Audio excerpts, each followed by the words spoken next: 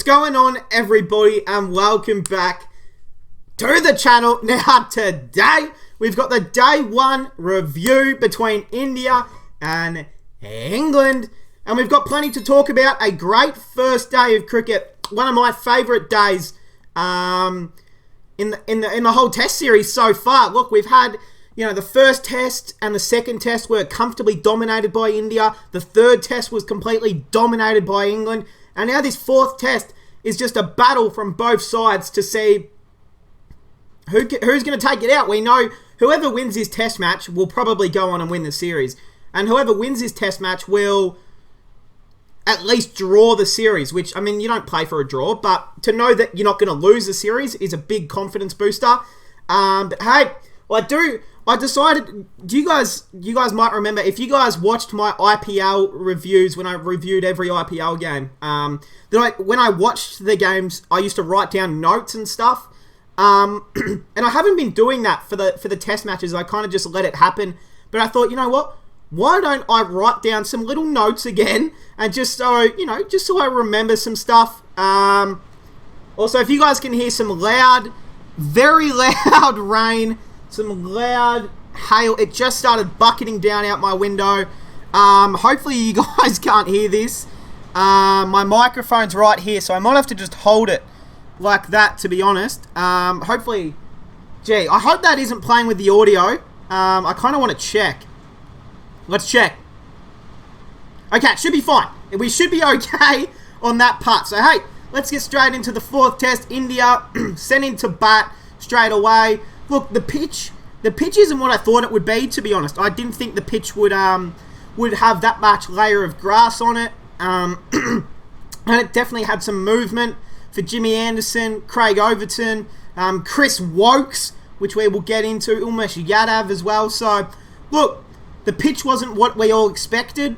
Normally it's quite a dry surface, but hey, the pitch is looking great for cricket, batting and bowling. Let's talk about the changes first. Umesh Yadav and Thakua come in for Shami and Sharma. Now, I love the Umesh Yadav pick. I love that Umesh Yadav. You guys know that I love Umesh Yadav. He's a gun. I think he's super underrated. Obviously had that injury. But look, I'm super happy for Umesh Yadav to come in. Thakua is a gun.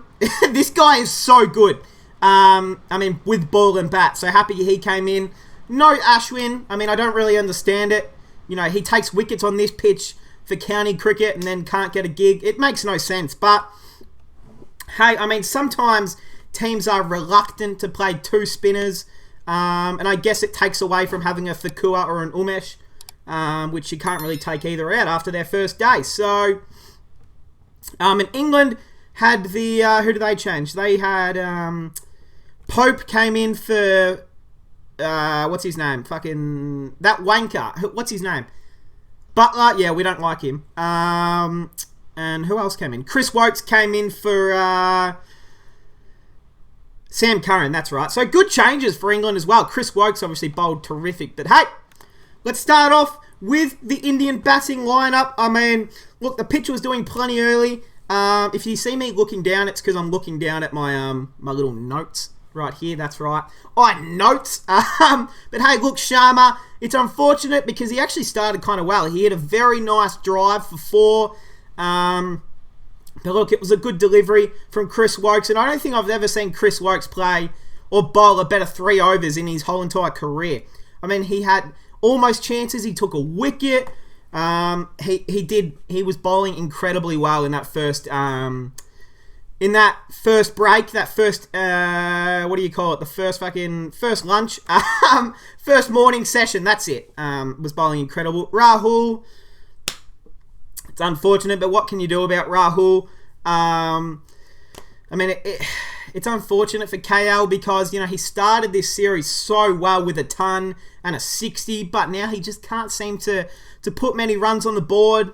And I think, if he doesn't do anything in the second innings, I think they'll definitely be dropping him for the last Test match for an Agarwal, or even a Suryakumar Yadav, and then they put someone else into the top order.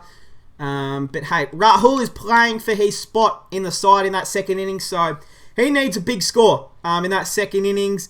Pujara, unfortunately, again, look, not a lot you can do about that for Pujara. I mean, he didn't need to play it. There was zero reason for him to play that shot. It was clearly not going to swing back in. It was going to stay well outside off, and he just threw the bat at it, and it kind of was around his hip region. It was probably going to miss the stumps, even if it was that close, which it wasn't.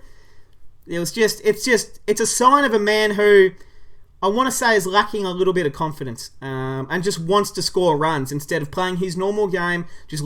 If this is in Australia 2 years ago, he just puts his bat in the air and he leaves that delivery 99 out of 100 times. And in England, it just doesn't seem to be his ground. But hey, King Kohli, the skipper, makes a half century, 50. I mean, it is good to see him put some runs on the board. Look at that, 8 fours. He played some incredible drives down the ground. He's in good form. He just can't go along with it. He just always seems to nick it behind. Virat, he never goes out bowled. He never goes out LBW. But he always goes out nicked behind. He's always caught behind, which is disappointing for him. Because I know this, as soon as he got that 50, he was thinking, all right, 100. I've got to carry this team. We're going to the promised land. Unfortunate. But he is now the fastest batsman of all time to reach 20,000 international runs, which is incredible. I've got the list here. So Virat has done it in 490 innings. That's incredible. Second is Sachin, Ricky Ponting, Jack Callis, Kumar, Sangakkara, Dravid, and Jayawardene. He's in elite company there, and he's the first one to ever. He's the quickest to get to 23,000 international runs in 490 innings. Incredible stuff, Virat. We all know that you're one of the greatest of all time, but he doesn't give a shit about that. He is focused on winning this game, this test match, and this series for his country. Which is good to see. Jadeja, it was interesting to see him come in at number 5 right before the break.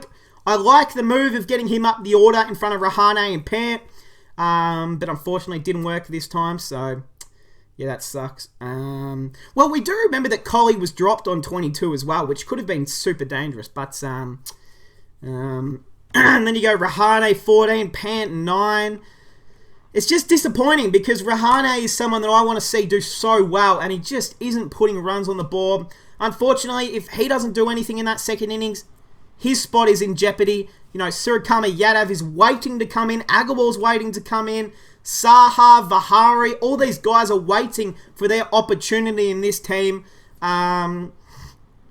So, yeah. And same with Pant. I mean, you're not going to get rid of Pant because he's your keeper and he can do the impossible sometimes, but there's just no stabiliser in this middle order, which sucks. But Thakua with a nice 57 played some incredible shots, didn't he? I've never seen him play shots like that in his life. Umesh Yadav, 10. Bumrah run out for a diamond duck. And Siraj not out for 1. We go to the bowlers. Jimmy Anderson, 1 for 41 off 14. Robinson, 3 for 38 off 17. Wokes, which he is one of the few guys from England that I actually like, is Chris Wokes. He's always been someone that I've always enjoyed watching bowl. And he actually seems like a really good bloke as well, which matters more to me than if you're good at cricket. If you're a good bloke, I automatically like you. 4 for 55 off 15. As much as I hate England, I like seeing Chris Wokes do well, so conflicted. Overton, 1 for 49 off 15. So some great bowling there from Robinson and Wokes. We're getting to England, of course, bowled out India for 191. Disappointing, but India didn't let chances go to waste. Some great bowling. Do I have anything here? I don't think I wrote down much about the bowling. I wrote silly shot from Rishabh Pant. That's the last thing I actually wrote. So, yeah, that's right. Because Rishabh Pant kept skipping the crease. He just played a shitty shot. You can't be doing that. My friend, this is not T20 cricket. The bowlers, England innings. Rory Burns gone for 5. A nice delivery from Bumrah. Didn't give Burns much room to play any sort of shot. Chopped on. Great delivery from Bumrah. Haseeb Hameed. A horrible shot from Haseeb. When the ball's up around your head, Haseeb, don't just fucking throw the bat at it, my friend. And he edged it straight to Rishi Boy. Yeah, not a great shot, but again, Bumrah, he's testing the bowlers out, which is the most important thing that India have not done in the last test match. It was just all same line and length, middle tier stuff, but now they're testing them out with, with bounces, with deep deliveries, short deliveries, full length deliveries, wide off deliveries, leg side, like they're changing their variations, which is good to see. Milan continues on with his form, not out 26. Joe Root, the skipper, out from Umesh Yadav. I love to see it. Well done, Umesh. I'm so happy to see you back, my friend. He's one of my favourite Indian bowlers, and I've been saying how much I love Umesh Yadav for years. I remember, what year was it? I can't remember. I think it was 2019, actually, but when Umesh Yadav tore us apart. Where was it? I think it was in India. In 2017 or 2018 or something. But I remember watching him and he tore Australia's order apart. And I just thought, this guy's a gun. And he's a gun. To get Root out early, so important to get him out before they go into day 2. Super important. And then Overton came in as the night watchman. No one really gives a fuck because he'll be out in the first session tomorrow morning. The bowlers, Yadav 1 for 15 off 6. Bumrah 2 for 15 off 6. The Kua and Siraj, no wickets to their names so far. But hey, a great first day of Test cricket. Of course, India would have loved to put more, than 200 on the board. Couldn't do it, but they are absolutely not out of this Test match at all.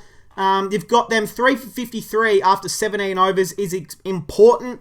If England went into stumps of day 1, 0 for 45, I would have called this test match done. But they've already got them 3 down. They've got the captain out of Root, a.k.a. Alan DeGeneres. Anything can happen in cricket. It can change just like that. We all know that. So if they take some few early wickets in that morning session tomorrow, India, it is game on. If they can have England down after the first session in tomorrow, let's say 6 for 100, they could finish off England for under 200, and then the game is back on level pegging with 3 days to go in a test match. So if you're India, if you're a fan of India, keep your head high because this test match has got a lot more to come. Don't you worry, it is not over. But hey, that is going to cap it off, guys. I hope you guys enjoyed, and I'll see you guys in the next one.